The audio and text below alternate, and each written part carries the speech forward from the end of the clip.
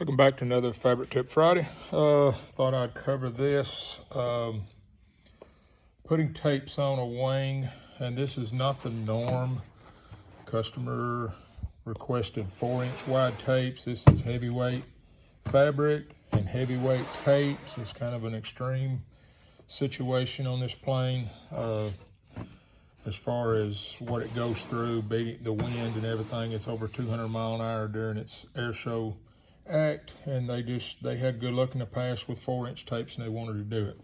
You'll see this sometime in a 2-inch tape, but on a normal situation, on the bottom of the wing, you won't even have this situation. And on the top of a wing, sometimes you'll see planes such as the early Kit Fox where the fabric dips down between the ribs and the leading edge is not as far back, and you have the fabric kind of dipping down between the ribs. This one's not too bad, but this last rib is pretty bad. If you look at it, it's got a pretty good little curve in this last little short, and it's exaggerated because it's 4-inch tapes.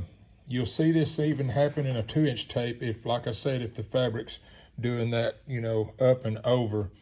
What it is when you pull the tape this away, there's one distance from here to here.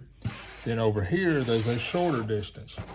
And if you're not using bias ply tapes, the tape cannot, and it's gonna have a wrinkle. It's not gonna work itself in. Now, a bias ply would work perfect in this situation, but the only thing we have is lightweight in the bias ply, and these need to be heavy tapes.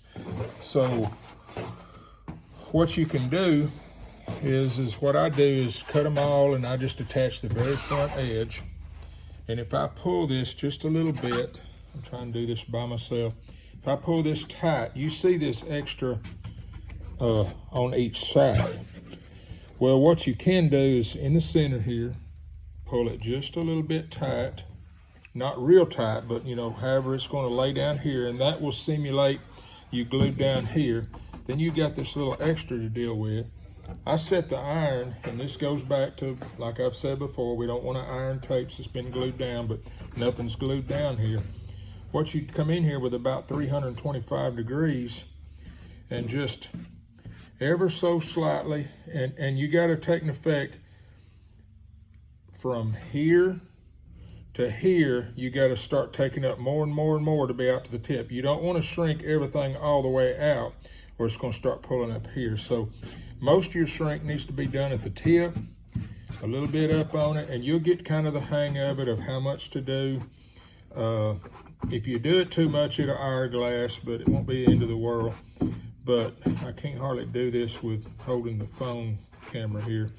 But you get the idea. You're taking most of the slack up out here at the tip, and then a little more or a little less and a little less up to the center to get that radius. You want to go from this distance radius down to this distance radius, and that being gradual, getting more and more and more as it gets out to the tip.